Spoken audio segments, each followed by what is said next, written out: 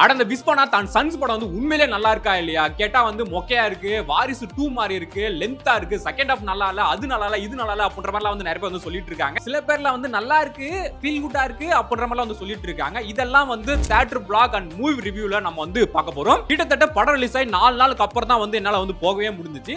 Situation அப்படி ஃப்ரெண்டுக்கு கால் பண்ணி வாங்க படத்துக்கு போலாம் அப்படின்ற மாதிரி வந்து கூப்பிட்டேன். அவர் வந்து இந்த மகேந்திரா KUV 100 காரை வந்து எடுத்துட்டு வந்தாரு. பார்க்கவே சூப்பரா இருந்துச்சு. இப்பதான் வந்து ஃபர்ஸ்ட் டைம் பார்க்கறேன். எப்படி எல்லாம் மெயின்டைன் பண்ணிருக்காரு அப்படின்ற மாதிரிலாம் சுத்தி பார்த்தேன். நல்லா மெயின்டெனன்ஸ் பண்ணி வச்சிருந்தாரு. அப்புறம் ஏறி உட்கார்ந்து ஓட்ட போனா உள்ளவே டிஃபரெண்டா இருந்தது. கியர்லாம் வந்து மேல இருக்கு. அதுக்கப்புறம் இந்த ஹேண்ட் பிரேக் எல்லாம் வந்து இந்த முன்னாடி கொடுத்து வச்சிருக்காங்க.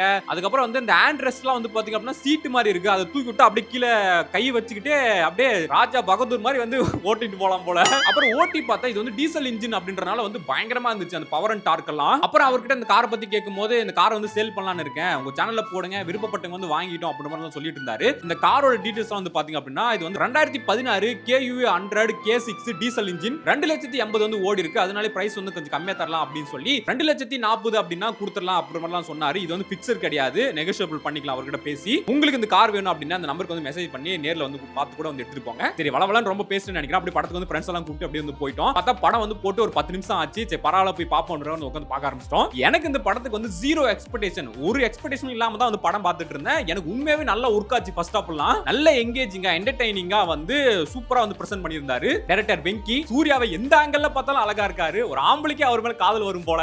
ஆம்பளைங்களுக்கு அவர் மேல காதல் வரும். மமிதாவை ஸ்டார்டிங்ல பார்க்கும்போது கொஞ்சம் கடுப்பா இருந்துச்சு.